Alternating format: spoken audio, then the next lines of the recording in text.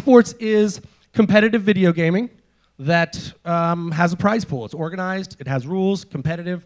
How is it done? Well, people organize these events, and then they need a place to broadcast it, which is where Twitch comes in. We're the largest platform for esports broadcasts in the world. And then we ask people, why do they watch? Well, it's the same reasons that people watch traditional sports. There's competitiveness. There's aspirational elements of, I want to be that good someday. I have a favorite team. Literally, a lot of the things that you can associate with traditional sports happen in esports. Competitive video gaming actually goes all the way back to the pinball days when local pinball halls would have competitions for cash. And then developers started actually making games specifically for the competitive environment. And at the same time, an online streaming service called Twitch started broadcasting this. Esports, both from a competitive perspective and a viewership perspective, is worldwide. So esports are played based on a particular game. The way that esports are organized is in sort of 4 different tiers, I would say. The first is going to be publisher and developer-driven esports league. We also have a lot of independent leagues where they actually don't own the IP, but the IP owners let them use their game to competitive. DreamHack, Intel Extreme Masters, ESL are all examples of these. We also have a lot of grassroots and small gaming esports programs that are all basically online only. And then you actually have the teams and the players themselves streaming. So imagine the idea that you could actually watch Kobe Bryant or LeBron James or any professional athlete actually practice their craft on a regular basis, on a daily basis. So just how big is esports? Well, in 2017, it's expected to be $1 billion business. It's just almost there this year. And by 2020, they expect it to triple to be a $3 million business. Viewership, here's an interesting one. The League of Legends Championship had 32 million worldwide viewers, and it gives you some pretty nice comparable stats to other sporting events and other pop culture television events. So when we talk about branding opportunities in esports, I'm going to talk about 4 different ways. And this is going to sound kind of ridiculous, but you could just run commercials.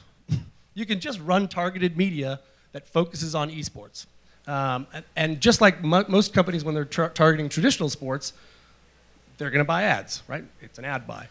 But you can actually focus your media all the way down to the game level. So if you want to focus it on a specific game or a specific geo territory, you can do that. Or you could take sort of the ESPN approach, which says, hey, I want to get the sports demographic folks, so I'm going to buy ESPN across a variety of their channels, so why don't I just focus my spend on esports in general? Second is actually integrating into the actual events themselves. So this is no different than the Capital One Bowl Week, right? Where the brands are actually built into the broadcasts themselves. These are things like where there's static placement in the actual broadcast, audio callouts.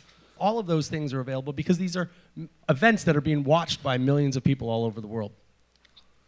If you are interested in a physical activation, a lot of these actually have physical opportunities on site. So some of the biggest ones, I just mentioned the Key Arena last 2 weekends ago was sold out with 17,000 people. So physical on-site activations, your ability to touch people, have them give away things, be there to write the check, for example, of the winning team. One of the things that we're seeing, and this is interesting because you don't see this in traditional sports because it's very difficult to put on quote-unquote exhibitions in traditional sports. But because these are significantly online, we were actually doing an awful lot of custom esports tournaments where the brand actually sponsors the tournament itself. All of these guys that compete with the teams are actually sponsible, much like a NASCAR team would be. Or if you look at the jerseys in soccer, they have a brand sponsor on them. So many brands are so interested in getting involved in esports. I really feel like everybody is standing around the pool, and a bunch of people are dipping their toes in. But pretty soon, somebody's going to do a cannonball, and everybody's jumping in. And so that's the momentum that we're seeing with esports and what's happening on Twitch and with our publishing partners.